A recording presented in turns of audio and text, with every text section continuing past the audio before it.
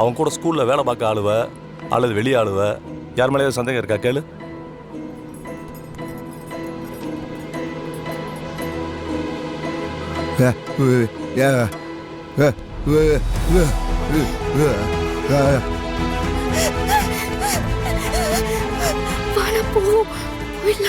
என்னவா என்ன சொல்லுதா?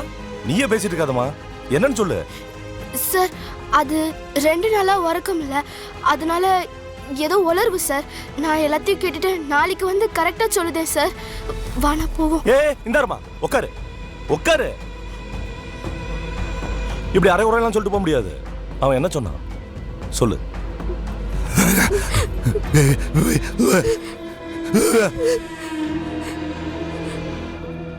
நான் தான் பண்ணேன்னு சொல்லுங்க சார்.